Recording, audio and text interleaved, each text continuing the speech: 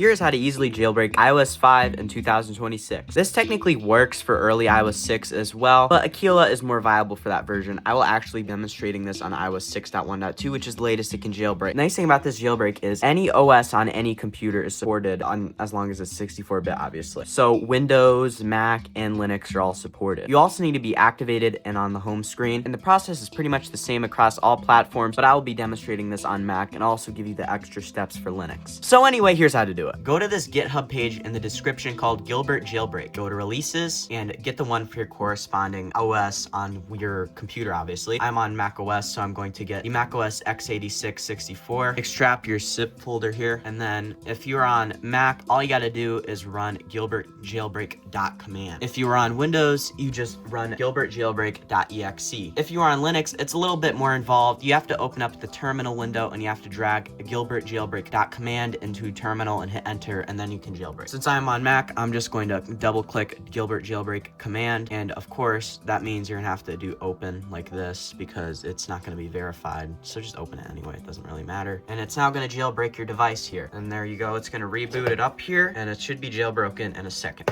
And all you got to do is just run this app Gilbert Jailbreak. And on purpose, I'm showcasing this on a device that is currently not working, the iPhone 4 revision A. So what do you do if you have this device and this is what you're trying to jailbreak? So let me show you what you got to do in this situation. And by the way, if you are done and you're jailbroken on literally any other device, you can skip to this timestamp right here. So in this situation, what I recommend you do is you have to use a Mac or a Linux to do this on the iPhone 3.1, iPhone 4 GSM 8GB model, basically. So let me show you what you gotta do in this situation. Go to this link in the description for Legacy iOS Kit. Hit download on the zip file right here, extract it, drag restore.sh into the terminal. Just hit enter. It'll also prompt you to install Xcode if you're on Mac, so make sure to do that. And also, make sure to install dependencies, which the wiki and Legacy iOS Kit will have a tutorial on how to do that. What I will recommend you do is you jailbreak with the RAM disk method, which is not as hard either. You will also have to use Legacy iOS Kit to do this, and you'll need to know how to put this into DFU mode. If you don't know how to put this into DFU mode, how DFU mode works basically, you'll hold the home button and power button for about 10-ish seconds, and you'll let go of the power button, keep holding the home button for another 10-ish seconds,